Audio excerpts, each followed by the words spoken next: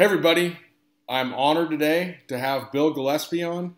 Bill is a legendary strength coach, coached for many years in the NFL, coached Liberty and the NCAA, and also, in my opinion, definitely the best equipped bench presser of all time. He's going to have some great insights, and I'm very excited to have you on, Bill, so thanks for coming on.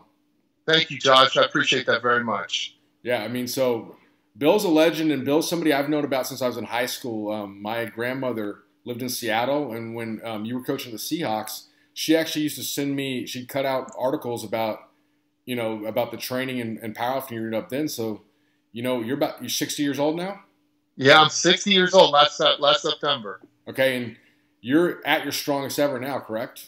Well, I'm lifting more than ever. That's cool. Yeah. So I want to talk about your own lifting, of course, but then also about your strength coaching. So, a lot of people, that know you's a bench presser, but you've also squatted 1,000 pounds, I believe I've heard, and in a workout. Yeah, not official. Yeah. Well, tell us about that story. Wasn't it a pretty cool story about what happened? Yeah. I was leaving Liberty, and I wanted to squat 1,000 really, really bad before I left, and so my last heavy workout, I put on one of the beepers. Tell me when I was parallel from Bigger, Faster, Stronger, which they don't make anymore, but wish they did. Yeah. I forgot to turn it on, and I went down and got to the bottom and crashed. And I'm like, oh, screw it. I'm going to do it again, and loaded the bar up. And I tell you what, man, 1,000 pounds, I don't know how them suckers do it because I couldn't get in the air. Yeah. And I went down so slow you could hardly see the bar moving on the way down. And the way up was even slower. And I got about 3/4 of the way up, and I'm like, I'm out of air. I had no air. And I'm like, I don't care what happens to me. I'm going to finish this lift. Yep. And I got the lift. The spotter somehow grabbed the bar, put it in the rack. I fell on the ground. I went in convulsions, started puking blood. But you're still here. I got the 1,000 pounds. I mean, Well, wasn't that was a big goal for you too, right? I mean, yeah. I really wanted to get that bad. I mean, I spent I've been squatting for quite a long time, but I spent 1.5 years just absolutely dedicated to making that happen.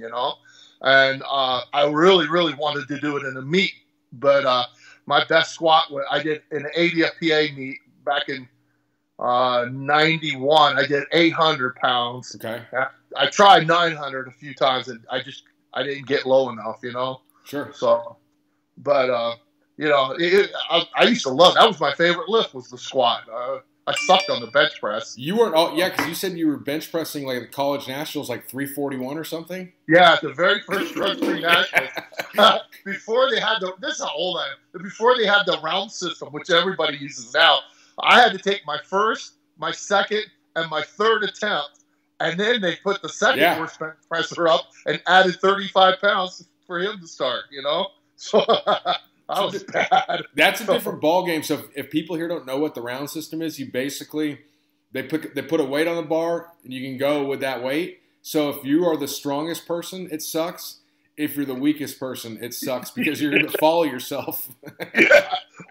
You go first attempt, second attempt, third attempt, and you're done. Oh, yeah. And they're like, next guy up, So I'm like, man, this sucks, man, So what do you think is kind of like been your key to longevity for so long? Because a lot of people are going to be interested in knowing what you think has kind of helped you along. Well, I think that one of the things is I train consistently. I never take time off. I find that time off leads to more injuries. Now, that doesn't mean I train hard. It just means I don't take any extended time off. I try to about every 6 months, I try to take 2 weeks of light bench pressing, 65% for 5x5, something like that. I bench 3 times a week. I've never had a major injury, never had a surgery on my upper body at all. And so because Louis used to tell me, he says, you poke an old man with a needle, he's going to jump just as fast as a young man. And so as long as you stay healthy, it seems like you can keep getting strong. It's just, it seems like right now, the older I get, the more I don't bounce back from little nagging injuries, you know? It's like, it just hangs on a lot longer than normal, you know? You think any of that's also to do with your handling more weight? I mean, yeah. But I mean, like even my knees, you know, like walking, plus I weigh 325, which is probably more than I've ever weighed. But, you got to be really careful because, my wife asked me, could you get hurt doing this? I'm like, gosh, yeah. But, that's why having great spotters is so important. I fortunately work for a supplement company that helps me take care of my spotters and training partners, and so I really appreciate them for helping me out. So, what do you do work-wise? What are you doing now that are you retired? Are you fully retired, or are you doing anything else? No, I work for two different companies. I work for Sorenex Equipment Company as a strength coach for them, and I basically is a consultant to other strength coaches and to anybody on staff that would like to know anything about strength training. I just do podcasts for them. Okay. And then I work for a company called Swish 30, which is a supplement company. Okay. And they sell a supplement that sells what's called glutathione. Okay. And it works miracles. So that helps you recover a lot. A lot. Okay. A lot. It helps you focus. If I start telling you everything it does, you're going to start thinking that I'm selling snake oil because you're like, there's no way it could do all that. But study glutathione and see what it does. And I'll tell you what, man, it's pretty miraculous. I remember you were talking about that when we went to that barbecue place when you were out here. Yeah. I just started to take it, and I was like, this is pretty darn cool. But it was allowing me to not only help me prepare for my workouts, but because it allows me to focus at a super intense level. Sure. But it also helps me to recover from the workouts faster. And so it's a win-win situation. It's been, I've been between not working as many hours as I did as a strength coach and taking Swish and the new equipment on the bench press. My bench has gone up in the last year, 200 pounds. And I'm lifetime drug-free. So yeah, it's a perfect storm. Yeah. So wow, what a reward! I mean, I know you're a man of faith too, and I feel like God's just blessed me for all my years of faithfulness and said, here, like Samson, here's one more opportunity to do something incredible. That's cool. Strength-wise, Yeah. So I'm humbled and thankful that it's happened to me. Absolutely. So. Do you think, like talking about that, so you think like that goes into like, we're talking about training and all this, a lot of what people probably don't factor into their training and recovery is those other stressors outside the gym, because you stop, strength coaching, say 12 hours a day, then all of a sudden you're older, but you're recovering better. Yeah. But those are all factors, it's part of what, I want to talk a little later about in helping college strength coaches. You have to look at every bit of work that you're doing. It all counts. It's stress. Stress is stress, whether it's physical or emotional. It's stress, and it takes a toll on you, and you can't recover as well. And so when you reduce the physical and emotional stress of your workload, then all of a sudden your body just like, oh wow, wouldn't this been nice about 20, 30 years ago, Well, and I think that's a key point is you're basically, saying all that is you are, showing how important it is, because most people aren't going to be retired and they're watching this or have to work and stuff. So that means you have to take care of business outside of the gym if you want to optimize gains. If you're out, drinking heavily and stuff all the time, that's a stressor. I mean, it's not helping you. Well, exactly. And the distractions to your mental preparation and, I try to tell people all the time, working in the NFL, working with the super elite athletes. Sure. At Washington, we've had some really great athletes. We're national champions in 1991. So I had a chance to coach some really good athletes. But when I went to the Seattle Seahawks, I coached some really, Jerry Rice. I got the only known autographed football from Jerry Rice's last NFL game locked up right there in my safe. Awesome. But what I found was it was distractions that inhibited most of the athletes from performing their very best. And so what happens is you start you start getting distracted in other aspects of your life that you don't need to be wasting time and energy doing, and it becomes a distraction to the real goal and purpose that you want. What's really, really important to you?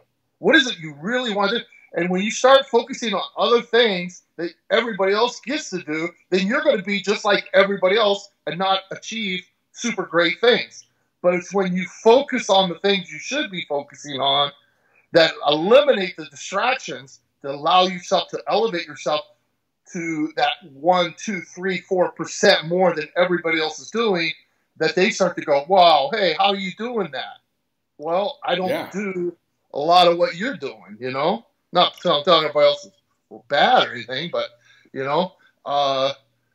there's been a lot of sacrifices in my life to get this, I mean, I won't go bowling because it hurts my elbows.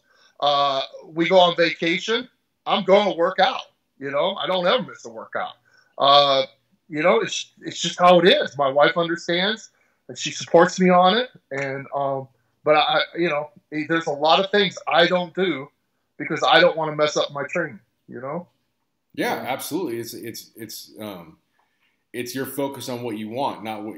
I think that's the key in the mindset right there. Is you're focused on the goal. You're not focused on what you're allegedly missing out on. Yeah, exactly. I'm not missing out on nothing because I get to do something that nobody else gets to do. I mean, I get to live the life of being 1%, maybe 1% of 1%. I think you make a key point. You're not saying everybody else is bad, but you're saying if this is what you want, this is what it takes. That's just, it's not good or bad. It just is.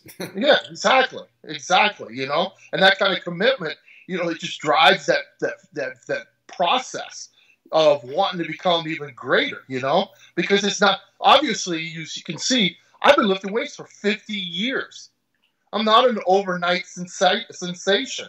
It's been a process where you can see where I've had bad years and I've had bad decades, and it's just, I constantly am trying to reinvent how I'm doing it. I'm always hitting walls. I'm always trying to figure out, okay, how am I going to surpass this barrier that I have, and everybody just says, the most common reactions to problems. And I'm like, no, it's deeper than that, and I have to research and pray about it. And then, it's like I tell people, I hit a wall. I can't get over the wall. Mm-hmm. And I can't, going left and right would be compromising. I can't do that. My only choice is fall on my knees and pray and ask God, show me how to get through this wall. And all of a sudden he shows me a door, and I'm like, oh my gosh, why hadn't anybody else thought of this before? This is so simple. And then boom, there goes my bench up another 50, 100 pounds, Yeah. And that's what's happened over the last 40 years, It's just a process of, I did what everybody else did up until the mid-90s.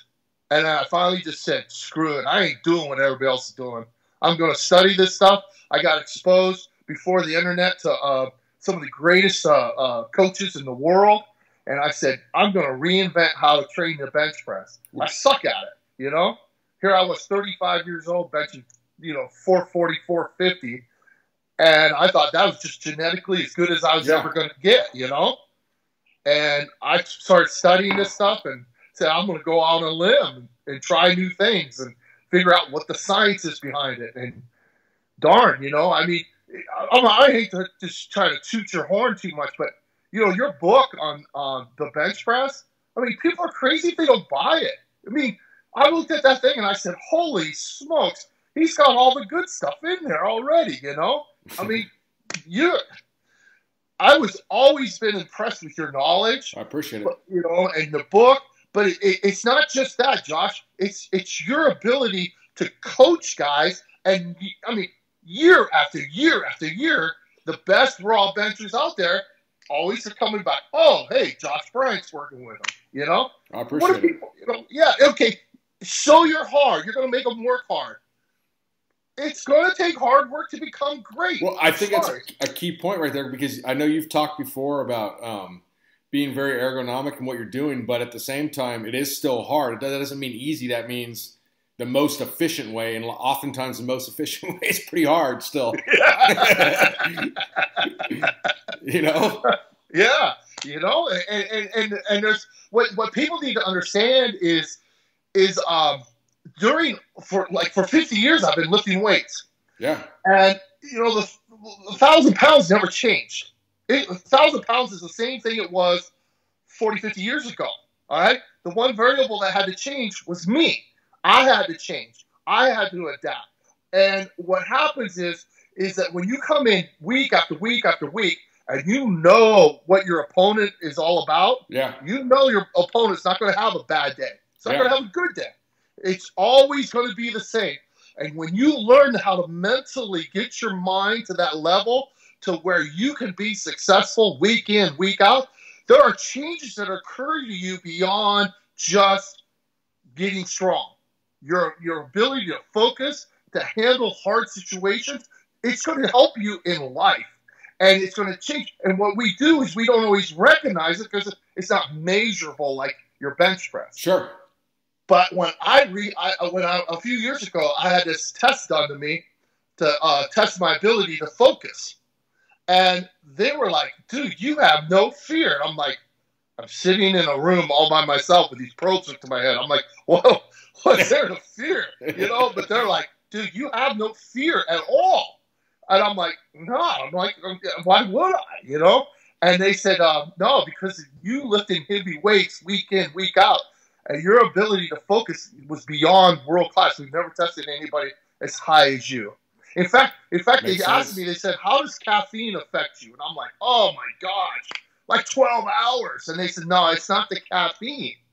The problem is your ability to focus is so incredible that a little caffeine will elevate your stimulus so much that you can't come down from it for over 12 hours. So I can't even take very much caffeine at all. I mean, like before a workout, if I have 200 milligrams, that would be the most I'd ever take. So it's just, I don't need that much, It makes sense because if in powerlifting, if you're 5% off, it's a horrible day. Where in most other sports, if you're 5% off, and you're good, you're still going to win, type of thing. And like, so many sports, your opponent may have the flu, they may have a bad ankle, bad knee. They're not going to tell you, But with lifting weights, that 1,000 pounds never has a bad day ever, Absolutely. And if it beats me one day, I'm the one that has to look myself in the mirror and go, okay, what do I got to do to change? What do I got to do to get better? And I think that's an attribute of lifting weights that a lot of kids don't take into consideration in what they're doing. And coaches, when they're developing their athletes and helping them hold themselves accountable, because a lot, particularly football players, they don't like that accountability that comes with it, And I think it's huge because, when I was at the University of Washington, I was the head strength coach, and I think we had like 28 wins or something like that in 3 years. Wow. And like 22 of them, something like that, were fourth quarter come from behind wins. We just got to be so well known on how we played in the fourth quarter. And people said, what do you do for conditioning to get your kids so well conditioned? And I said, I don't really believe that necessarily conditioning wins the fourth quarter. I know it plays a role in it, of course, but it's the team that knows how to compete the best that wins in the fourth quarter. And how do you learn how to compete? When you come in the weight room and all of a sudden 300 is a number you haven't gotten, and you got to get it, and you learn how to beat it. You got that variable. You learn. You get held accountable. No, you're not going to tell me you had a bad day. I'm not going to allow you to sit there and walk away from it. You're going to learn what it's going to take to be successful today. And when you force them to learn how to compete, then they're going to learn on game day how to compete at a higher level than your opponent. But if you allow them not to force them to learn how to compete, they're not going to be as competitive. And it's Josh, I've been coaching for 30 years as a strength coach. Okay, I don't have a whole lot to do with X's and O's during the game. All right. But I've only had one losing season in 30 years of coaching, from high school, small college, major college, NFL. Teams that sucked, we still found a way to win, It wasn't always easy, Like my last year at Liberty, we went from FCS to FBS. Hey, that was pretty tough, I told the players, I said, sorry, guys, but we're not playing JV football no more. This is varsity football. And when you may have played JV football in high school, you go up to varsity, and varsity guys will grab you and tell you to knock the crap off. It's time to get serious. Well, it won't be your teammates that's going to do that here. It's going to be that guy on the other team, and they're going to kick you in the butt and then laugh at you and tell you, hey, welcome to FBS football, because it's for real now. Let me ask you, backtrack a second. So you're talking about reinventing the bench press? Yeah. Was it? So you met with that Goldstein guy from Russia, right? Yeah. And was that, where was he at, like in New York City or somewhere? Yeah. He was with Johnny Parker. Yeah. His book's the guy wrote the system. Yeah. Johnny got us. We were friends with Johnny, and Johnny told us about him. And in 1991, we paid. It was us, Alabama, Virginia Tech, University of Virginia. We all went to New York City. Was Doc Crease there?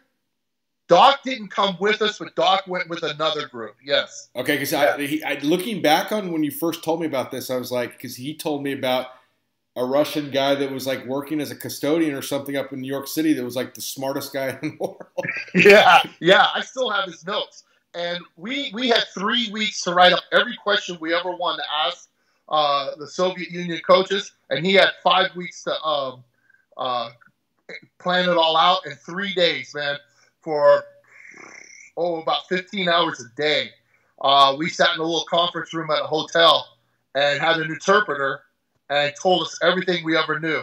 And when he started, he said it would take him 40 hours to write up a 4-week routine. I'm like, I turned to the guy next to me. I'm like, man, he's full of crap. What's he do the other 38 hours, you know? Yeah. I'm like, there's no way. When he got done with it, I said, that's impossible. There's no way you could get this done in 40 hours. And that's why when people go, hey, can you write me up a workout? I'm like, no, you can't afford. You can't afford for me to write you up a workout. I won't do online training. I just can't stand it because I'm too detailed oriented, and I can't stand it. I don't know. Maybe you figured out a way to do it, but I just can't. I've written so many workouts. I've gotten efficient at it. Yeah. So I'm pretty good at it, and I can get it done pretty fast. But most people, I get so tired of them not doing it exactly the way that I want it done, and I change up tempo and things like that, and they want to do it the same way they've always done it, you know. So then they don't want training; they want to just say they're working with Bill Gillespie and do their own thing. Yeah. Well, you know, and a lot of people get so caught up in the goal, you know, and how much they lift. And what I keep trying to explain to people, it's the process. It's all that you get to do. That's what's really important. The big maxes are just a byproduct. And what everybody gets focused on is getting to that goal. And I'm like, you know, it's not about just getting to the goal. You know, you're going to get to a goal, but if you go and just that's it, then you're never going to really achieve what you possibly could do. You know, I have guys I coach up, and they start getting near 500 pounds. They're moving the weight really, really fast, and I'm like, don't max yet, don't max. And then I get an email, a text message. Sorry, coach, I just couldn't help myself. I crushed 500. I'm like, all right, congratulations. But now we got to start all over again because you went ahead of the program. And they're like, no. And it never fails. That's it. They're done. They're not making the progress I want because it's sort of like shooting a muzzle loader. I use that as an illustration. Yeah. There's a process of loading, okay?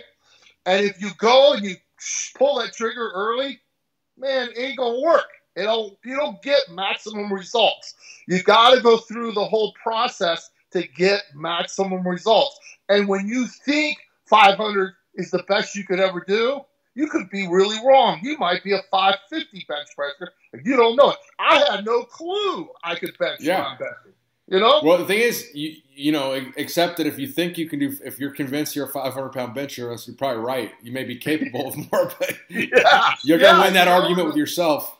And the whole time you might be a 600-pound Absolutely. bencher. You know? It just might take you a little longer to get there. What's wrong with that? And if you love to lift weights like I do, man, I'll take my time. I don't like that analogy. People go, well, if you had to lift X amount of weight, in a month from now, or someone's going to kill your family, what would you do? I mean, that's a lot different situation than reality because, if you have 6 weeks to hit the best lift of your life, it's going to be a different strategy than 6 years or 60 years. Yeah. Well, and sometimes I start because of being 60, I start to think, well, my time is limited. But then I go and if I start trying to push the pace, I end up overtraining. I ended up regressing in my training. So it's like, just be patient and wait and enjoy the process. Because if I do that, I get the best results. Well, also, a flip side is if you're not enjoying the process, even if you're a 3-lift lifter, if you add all your attempts together, and all that stuff, I mean, even the whole meet's 6-8 hours. If you're a 3-lift lifter, then you actually go down to how long your lifts take, probably a minute or something, everything together for 9, it's like, so that's going to be it? Like you just have this one special day, then the other 364 suck? I mean, that's no way to go through it. Yeah, that's a great point, You got to enjoy it, and nothing works. I get up in the morning, I don't care if it's a light day. If I get to lift that day, oh my gosh, it's like the highlight of my day, Exciting, yeah. So what about, now getting on to a little more about because I know you work a lot of athletes too. So tell us a little bit about, didn't you have some sort of GPP and calisthenics phase you kind of did to get them conditioned for what's to come? Oh, absolutely. Yeah. One of the things I did at, I really, first of all, I really believe in not building an artificial strength base with football players, okay? I never had a phase where I just made them strong. Now, don't get me wrong, my kids are strong. Yeah. I had 3 guys clean over 450 with the best at 475. That's awesome. And I didn't allow squat cleans. I had 22 players clean over 400. And one football season, I had 83 football players on the team clean 300 or more. Wow. So my guys were powerful. They were strong. So don't get me wrong, and I had big numbers. But if you listen to what I did, you start to go, how in the world did you get those numbers? But because I conditioned them year round. I did calisthenics in the wintertime. We called it basic training, burpees, mountain climbers, sit-ups. We call them 5-second push-ups, where every 5 seconds you go down and you come back up and you got to hold that posture. Yeah. And then the good old jumping jacks, And I'll tell you what, our kids got ripped doing this stuff. I mean, they look phenomenal, but they built a base of fitness, a GPP that was amazing. And then during the summer, we had the patch from Peter Gusku from La Jolla, California. And we built one of those and had one at Washington, and then we built one at Liberty. And when it comes to conditioning alignment, there was nothing better. I mean, it was, people think that you got to run to condition, and I know that you got to run, okay? I'm not saying that's not true. You got to run. But the fact is that at Liberty, there was a 3-year period where 2 guys were Division I national champions in cross country. The best cross country runners in America, all right? Now, if you took one of those guys and had a conditioning contest with the biggest, fattest, nastiest looking lineman that I had, everybody would put their money on this cross country runner. The problem is, let's make the conditioning contest moving 250-pound boxes. Sure. Yeah, that cross-country runner ain't going to move a single box. But guess what my big, fat, nasty lineman can do? He can move those 250-pound boxes, and that's what we have to condition the guys for, all right? So what I do is I use this patch to help condition the guys. A lot of the big guys, they hated it, man. But it developed incredible shoulder core stabilization, posterior flexibility, mobility. I mean, it was amazing what we could get out of it. It looks like a log obstacle course, a military obstacle course. It's basically what it looks like. But it came from the old Polish weightlifting video back where they did the wilderness training. You remember that black and white? It's old. It's old. But that's where it originated from. And they took it and developed it. And so we grabbed it and said, hey, let's build this thing. Let's see if we can use it as conditioning for for our football team. And it allowed us to take our conditioning to a level that, well, we were the only college football team in America with one.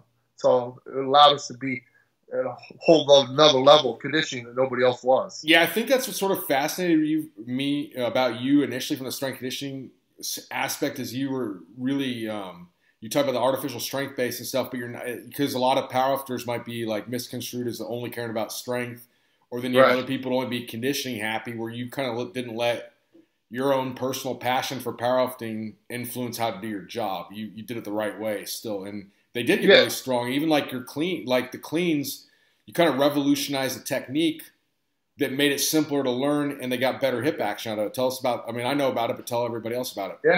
Yeah. I started studying the clean. I did a year of Olympic lifting. Well, I trained for it. Okay. I fell a week and a half before my first contest out of a tree stand, broke my back in 3 places. So I laid there on the ground going, I had a heavy snatch workout that afternoon. I'm laying there going, oh my gosh, how am I going to do my snatch workout?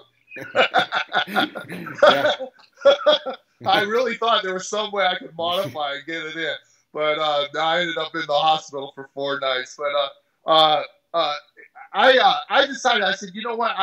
After working at the University of Washington, working with some very elite athletes, and then with the Seahawks, I started to figure out that the clean, I love the clean, but the clean is, what people do is it's like lifting big weights. They want to make that the goal, when in fact it's kind of a result.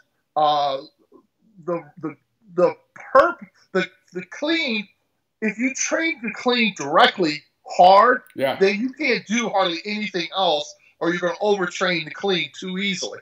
And I said, you know what? I got too many other things I got to train.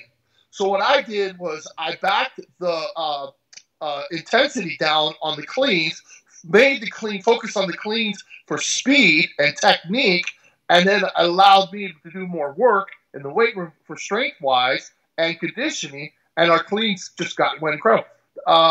One of the things I did, Josh, is I'm a big believer. I know this sounds crazy, but I believe that football players should be their strongest during football season. Good. I was going to bring that up, so let's talk about that. Yeah. I don't understand why in the world you go and make guys really, really strong. I made my guys really, really strong in the off season. But when the season came around, by the end of the season, my guys were stronger the last 2 years in November than they were in July.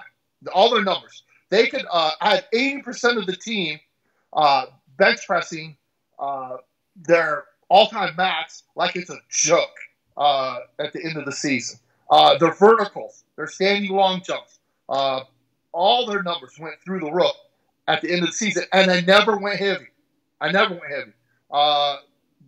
the clean and squat, the heaviest we did was we had one workout. We went up to 80% for one set of one. Never went heavy, but I did use a tendo, and I did train explosively. So the compensatory acceleration type of training. Yes. And so what happens is the whole off season was to set up a base of work capacity so that I had the base built in the off season, so that when the season came around, I could do more specific type of strength training in season that was applicable to the game of football. Because what I learned was that you could lift a guy right out of football if you try to make him into a power lifter. There's nothing wrong with them lifting big weights. I'm all for it. But it has to be done in a fashion where you're developing athletic ability. I have found that basically, if you could do a weight 8 times, I'm going to stop you at, like, say, 5. Okay? And football players are habitual about this.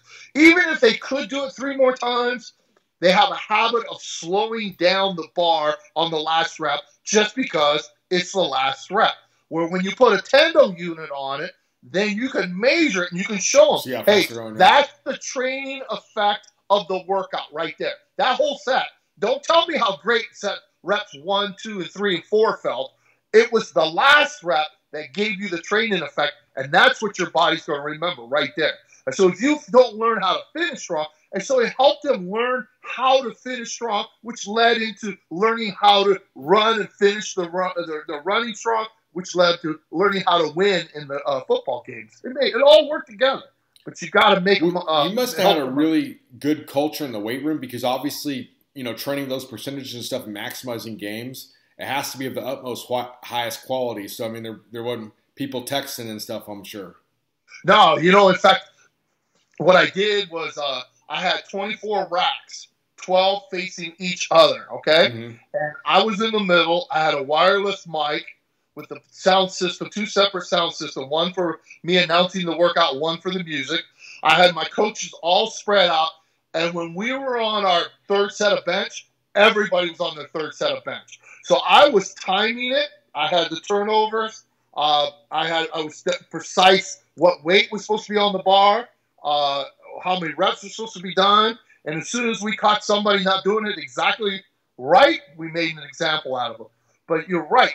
My son played on the football team. Yeah. And he was like, Dad, you never made anybody comfortable. You never went and just said, oh, hey, you're doing such a great job. And he says, until I watched West Side versus the World and I saw Louis, he says, then I started to understand why you coached the way you did. He says, you always forced competition in the weight room. You never had a workout where they just came in and got a good workout in. I'm like, no, I had to change the culture. And I know how easily it is for people to go back and be complacent. And I had to be the energy coach. I had to be the one that created the energy and the passion. And if it didn't come from me, it wasn't going to come from nobody. Well, I've heard people talk about your weight room saying what you did, what was interesting was you'd eliminate sort of the negative energy, but at the same time create chaos. Like it was almost like a juxtaposition or something of like, you never quite knew, I had a workout plan for them, but they never quite knew what was, there was always going to be some surprise, but I was always trying to create competition. I mean, within players, I'd be going, hey, that guy that plays second string behind you, boy, he's crushing 10 pounds more than you are. It's amazing how strong he's getting. You feel comfortable with your starting position? Yeah. And, whatever it took, and they'd play it off. Oh, yeah, well, let's see what we do on the field. I said, well, you might get to stand next to me during the game and watch them the whole game if you keep doing what you're doing. That's awesome. What about tell us a little about, I know you've had some good mentors. What about Dave Williams? I don't think many people. Oh, he's such a humble man. His dream was to coach at Liberty. That was his dream. And he started out as a GA at Alabama under some coach named Bear Bryant.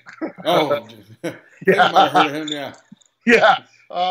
And then he, from being a GA at Alabama, he became the head strength coach at Texas A&M. Okay.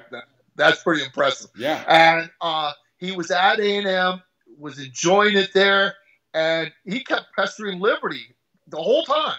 Hey, I want to go to Liberty. They kept going, why in the world? What's the catch here? Yeah, but it was his dream. That's his dream job. And this man was so innovative that, like everybody's all excited about this triphasic training, which is phenomenal, great stuff.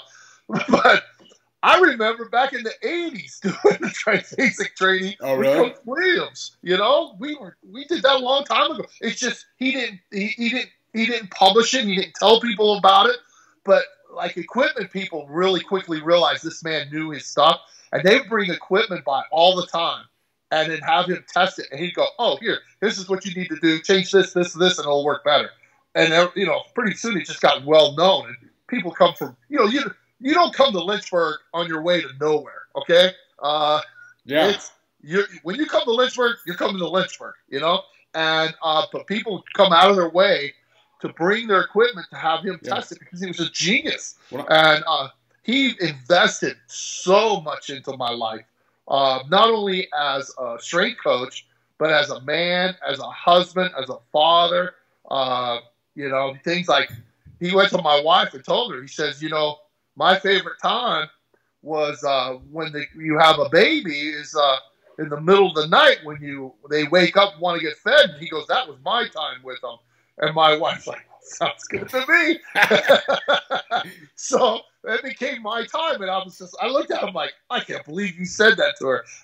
But you know what? Now I look back and I'm like, gosh, I'm glad you said that, because that was my bonding time with my kids. I got to sit there and hold them and feed them, and it was, I didn't get a whole lot of time. I'm like a lot of other coaches. I was working, 12, 13, 14, 15 hours a day, So I love that. We still get together every week. He's retired. Is he in Lynchburg too? What's that? Is he in Lynchburg as well? Yes. He has all his family lives here, and we get together.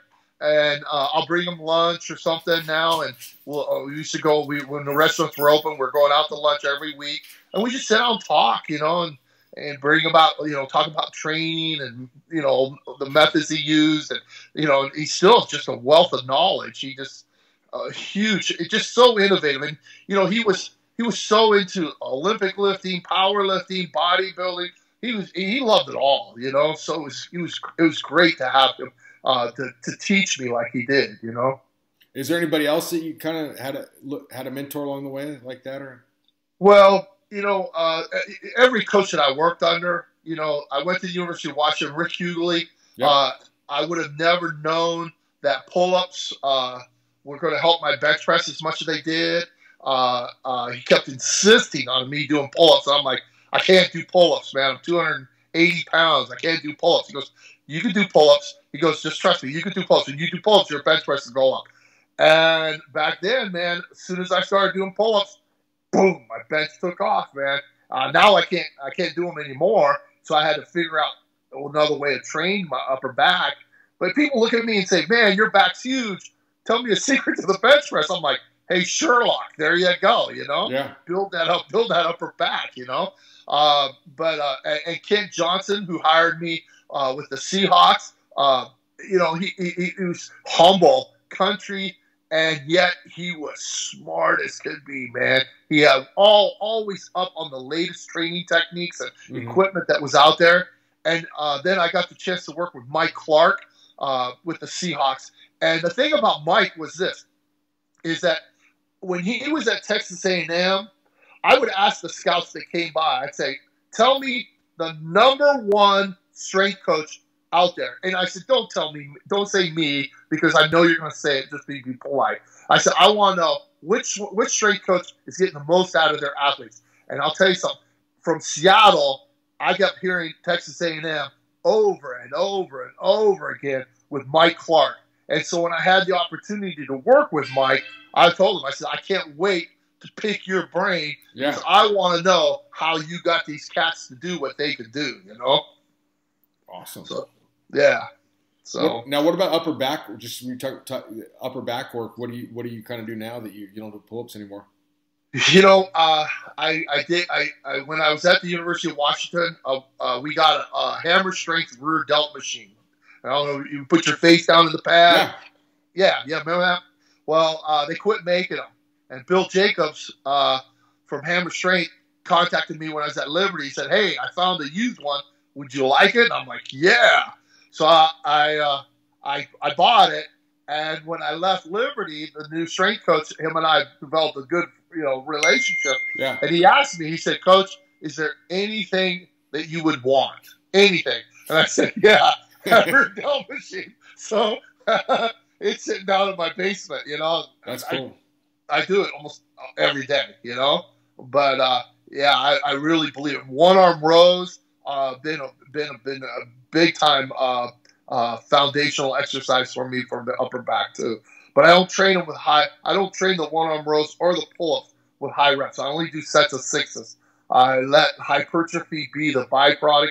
It allows me to have a little more emphasis on strength and hypertrophy by focusing on the 6-rep zone. I'll have my heavy and light days based on the amount of weight that I use.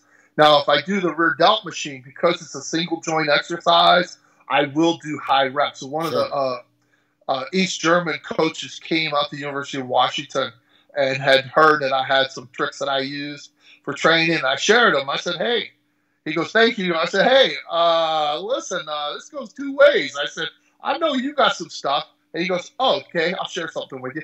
He said that when you have a body part lagging, either in size or strength, do a single joint exercise with 20 to 60 reps, one set of 20 to 60 reps. I'm like, okay. And the trick is when you do 60 reps, you don't pick a weight you can do 60 times. You pick a weight you can do about 30 times, and then you find a way to get it 60 times. And it'll change who you are, man. I don't do it very often, but it's pretty darn miserable when you do it. But like tricep push downs and stuff like that, that's what we do. Now, one of the exercises I love for the bench press is I actually got it from you. It's the tricep ladder. Yeah.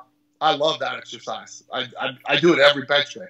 I love it. What else about triceps? Because I think obviously raw lifters and equipped lifters can learn things from each other. So I think, equipped lifters would have the monopoly a little more on the triceps because locking the weights out. So what are some things you do besides that? Josh, to be honest with you, what I do, and I don't want to go into a whole lot, but I'm a big believer in doing variations of the bench press. I kind of came up with this a few years ago after studying, especially the IPF bench pressers. If you really want to learn a lot about the bench press and lifting, go to the IPF Worlds. There's so many guys that have found a way to get strong, and most of them are about 35 and 40 years old. Most of them are high character guys because they stay drug free that long to be able to do that. And you can really learn a lot. That's why I learned a ton from. And what I started to notice was that a lot of the guys were doing what I call extended range of motion bench press lifting. Okay, so like a narrow grip bench press. The closer you can get to the lift you want to be good at, but do it in a slightly extended range of motion, is what's going to really, like the camber bar bench press or benching with a duffel bar. Yeah. Amazing what it could do because it's just a slightly longer range of motion than your competitive lift. Sure. You know what other benchers really impressed me a lot? The guys at the Paralympics. Oh yeah. I mean, they're like hitting. At first, I thought it was more just like kind of a fun family thing. I mean, dude, that's competitive. Yeah. Well, there's a great situation where you can see where they're not wasting any energy on their legs. Yeah. I mean, just fats. And so all their energy is focused on developing their upper body. Out in Washington State, they have at Moses Lake, they had these trout that the University of Washington developed, and they're called like a triploid trout, and they're genetically designed where they don't want to reproduce. They can't reproduce. So, and all their energy is just focused on eating. And they get huge. They get gigantic. And their heads are really small, but their bodies are gigantic because they're not wasting any energy doing anything else but eating and getting big. All right? So this is what, when I talked about earlier about distractions and, same thing. It's if all your energy is focused towards this and you're not wasting time, like I have a bad habit of getting into cardio. I know that's a curse word amongst powerlifters, but at 60, I got to do it. What do you do? I got to take care of my heart. No, but what do you do for the cardio? So I do cardio quite often, and but as it gets closer to the contest, my wife can always tell. One is I won't do as much cardio. Two is I start eating a lot of food. And she's like, "Oh, you must have a contest coming up." I'm like, "Yeah." I can't stand it when you go into this contest preparation stuff. Well, you kind of periodize your body weight. Yes, I do. Because I've noticed you go up and down when you don't have anything come up. You get lighter and leaner. Yep. Without you telling me that, I've noticed that. So. Yeah. What happened was that's another one of my tricks is that my biggest benches in my life occurred after I lost weight. Like I would lose 25 pounds to stabilize it and then gain back 10 or 15. Unbelievable. Dave Tate told me, he says, I told Dave Tate I did that. He says, that's the closest thing you'll ever feel like being on steroids. I'm like, oh my gosh, that's phenomenal, man. I mean, you just have great workouts for week after week after week. That's bodybuilders, huh? Like an extreme example of exactly what's happening after a show. Yeah. So I kind of, when I go into off-season mode, it's more of what people would think of as in season, because you like hunting stuff in the off season, right? Like you're doing in season. I mean, anything and everything I get my hands on. What kind of nutrition do you follow, if any? You know what, Josh? I have, because I have severe restless leg, and I've just found that I got to take a ton of magnesium to keep me from my legs. I mean, I tore a hole in my sheet about this big. All right, just recently. Dang. And yeah, so what I found is that by going particularly after breakfast, more of a keto style diet, that I do a lot better in the evenings and at night. So I haven't quite gotten to the point where I do all keto all day, but I've gone to more keto, in particular in the evening, and I won't touch sweets. No way. Easter they had us cake, and everybody's like, "Oh, you gotta have some cake. It's Easter." And I'm like, "No, because I'll be up and having spasms all night long. No way. I won't touch it. It's not even hard for me because I can't stand the spasms I've been going through.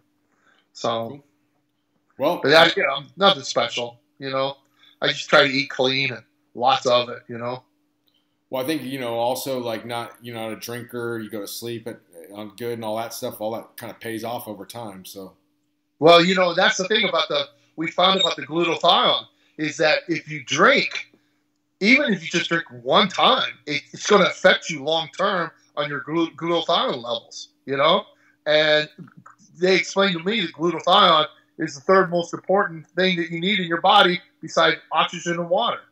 And I'm like, it's just super important. Yet it's not. Most people never even heard of it. Yeah. And what happened with the Swiss company I work for is the only way you could get glutathione is through a prescription or through an IV. And but they figured out how to get it micronized, where you just put it in your mouth, swish it around for 30 seconds, and swallow it, and tastes a little bit like water, not really a whole lot of flavor. But that time you're swishing it in your mouth, it's absorbing into your system, and it's pretty miraculous. So the company's called Swish. What's the supplement called? It's Swish 30. Okay, Swish 30. Yeah, okay. yeah. So, well, in fact, if anybody wants to order some, I'm not a great salesman, but if you put Coach Bill on the code, I think you save 20%, maybe more. What's their website then? Swish30.com. Swish30.com. Okay, cool. Yeah. I had a buddy of mine who I went to college with, and they flew me down. Swish flew me down to Miami for the Super Bowl to go to a Super Bowl party, and I told my friend about it. We stayed at his house. He went on it and he started jacking home runs. He plays softball. That's awesome. And his teammates started asking, "Dude, are you on HGH? We've never seen you run the bases like this. We've never seen you hit the ball like this. This is amazing." He goes, "No, man." Because my buddy gave me this Swish 30. He goes, "It's amazing what it's doing." But when you're older, particularly if you're older, your glutathione levels drop so much. It's like the fountain of youth, man. What about, do you see like body composition improvements in people besides like the actual performance ones? Well, all of that is a byproduct of the health and energy that you feel. So you're more active. You're more willing to do what you do. Okay, it doesn't actually change much. So it's not like testosterone, where if you just took it and sat there, you'd get some muscle out of it. It's right. Yeah, it ain't gonna do nothing for you, basically. Yeah. If you're not willing to work, it ain't gonna help you. You know, but it will help clear your mind. We're working with this one of the leading brain studies where because we have theories to believe that it's going to help cure concussions. In fact, I had a concussion.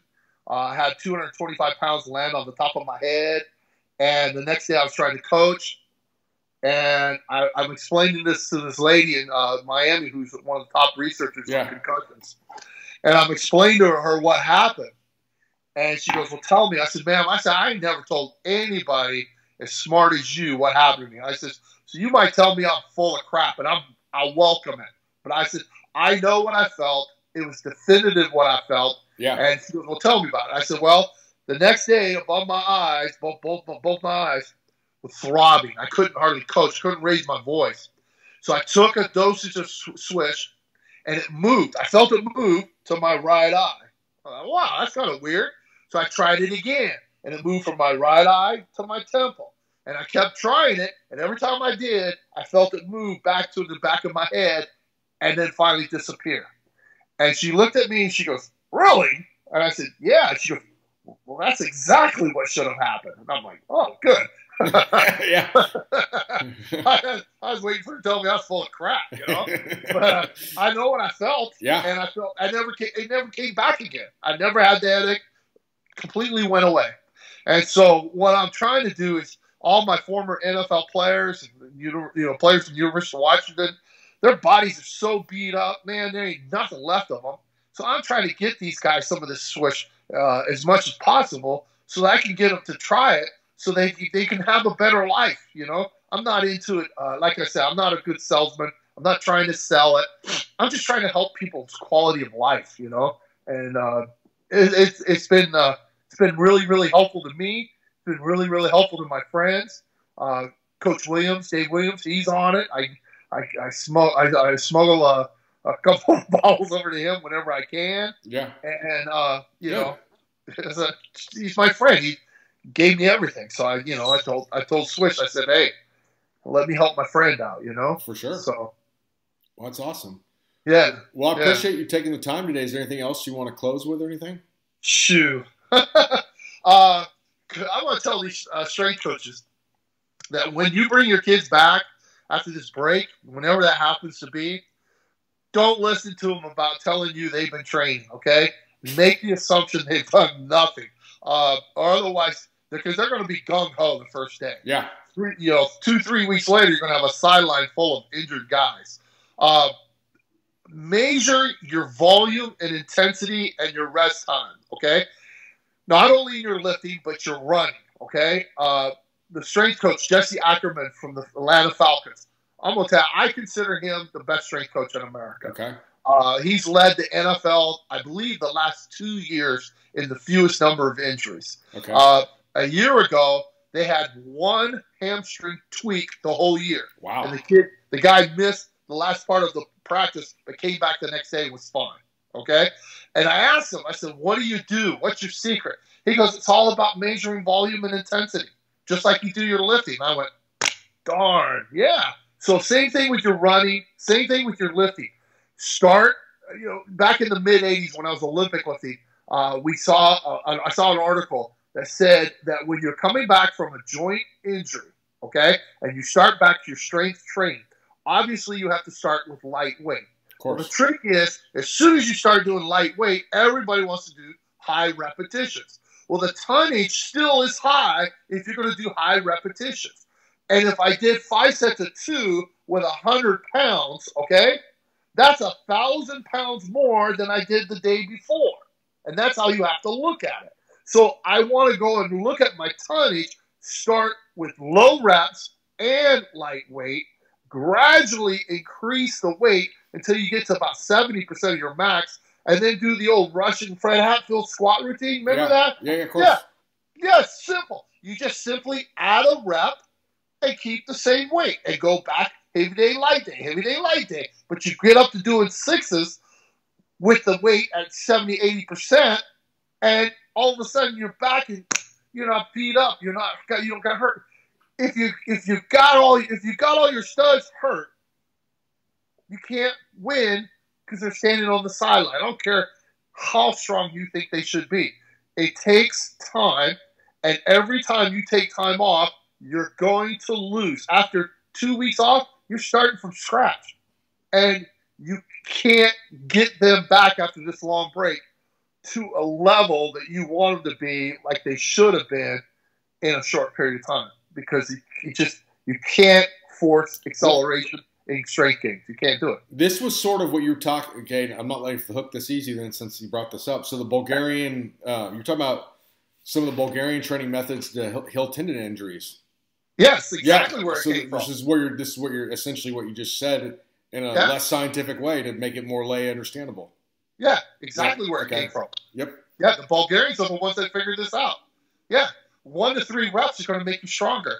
You want hypertrophy, which is going to come from your higher rep zones, to be a byproduct, especially when you're training an athlete. So work on building that base first and foremost, so you don't beat them all up. I mean, it's like cheating. It works so good, Yeah. Yeah. I love it. It's been one of the greatest tricks. I mean, I started doing it with the injured guys. I had a guy who was a quarterback, a wide receiver, big, tall guy at Washington, and his best squat was 460. And he started out with 135, 6x2. We gradually added weight, and he ended up getting to 360 for 6x2. That's the heaviest he ever squatted. Now, come test day at the University of Washington, you had to get a personal record. Had to. All right? Well, he puts 475 on there, and it's a joke. It's easy. But the heaviest weight he'd ever lifted was 360. So he's like, I'm going to 500. I'm like, yeah, okay, no joke. Okay, so he goes 500. Bam! Does it like it's nothing. And I'm thinking to myself, going, this kid could do 600 pounds. And he turns to me and he goes, I'm going to 600. And I'm like, okay. He squatted 600 pounds that day. And the heaviest he'd ever squatted was 360. All right? Okay. Now, what ended up paying off for him was this. He goes to the combine, and he goes to the Cowboys and says to them, hey, I look like you're tight end. I'm built like you're tight end. I can play tight end for you, even though I've never played tight end in college, and I've squatted 600 pounds. They said, who's your strength coach? He told them it was me. They contacted me, asked me for verification. I said, yeah, he squatted 600 pounds. Then they knew he was strong enough. That dude ended up being drafted in the 4th round for the Cowboys and won 2 Super Bowl rings with That's them. awesome. Yeah, yeah. So, I know it works, these people who think you got to go heavy and test the weight before you go in max. You're not training football players, okay?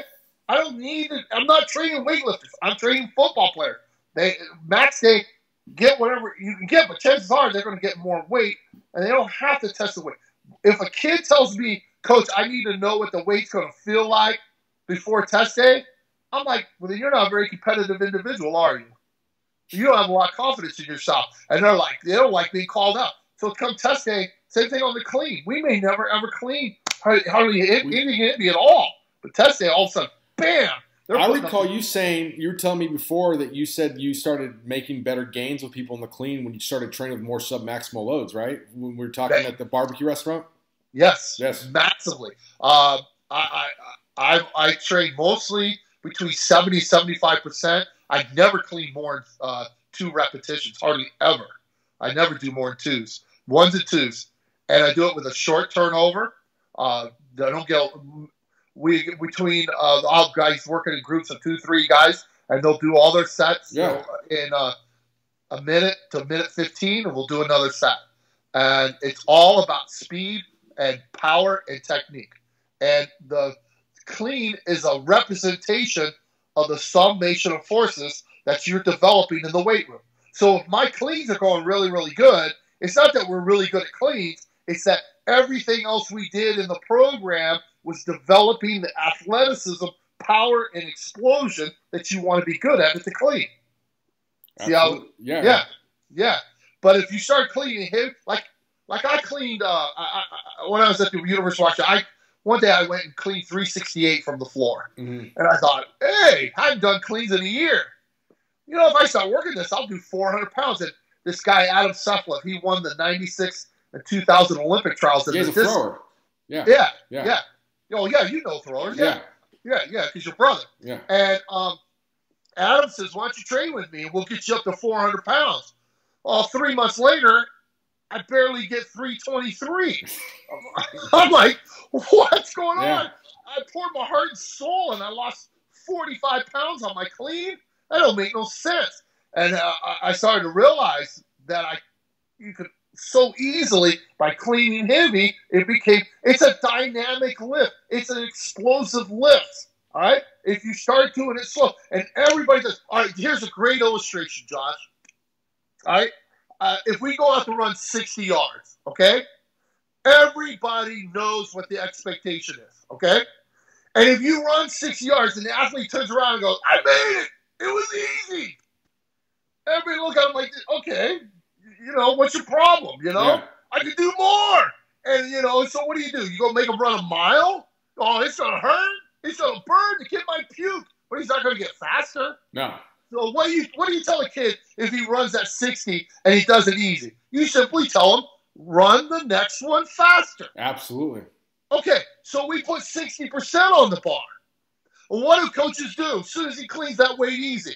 Let's put more weight on the bar. And pretty soon, they're putting more weight on the bar's moving slower, the technique's going out the window, and pretty soon you just train that kid out of having a great clean. And why are you doing the clean in the first place? Is it for the power training effect or just to lift more weight? Yeah. Yeah, exactly. It becomes a strongman event at that point.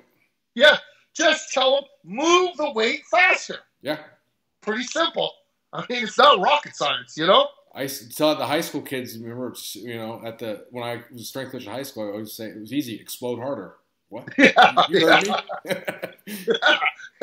Simple, Yeah. People don't, Josh, your book talk about explosive training, the bench press. And what people got to understand is the heavier the weight gets, the shorter our window is to exhibit our strength, and what happens is we starting to be more tentative and slower, and then you run out of time, as you put it, on the bench press. You go push it up, you get right here, and you miss it at the lockout. People go, oh, I got to work on my lockout. Maybe, but there's a really good chance you just ran out of time, Absolutely. The 225-pound bench press test. Everybody has thought it was an endurance test forever, but it's not. You put a stopwatch on it. 45 seconds. Boom, you're done. Yep. Done. I don't care if you go slow, you go fast. I have done 60 reps with 225. But I've also done 50 reps with 315. People go, how did you do that? Why can't you bench 225 more? Because I ran out of time. I can only move the bar so fast, and people just don't get it. It's like if you do a set of 8 and it's stupid lightweight, yeah, you'll sit there and go really, really, really slow and get it, all right? But as soon as you start to add more weight on, we instinctively know you better pick up the pace or you're going to run out of time, And that's the same thing with doing big singles. Now, how does that apply to athletics?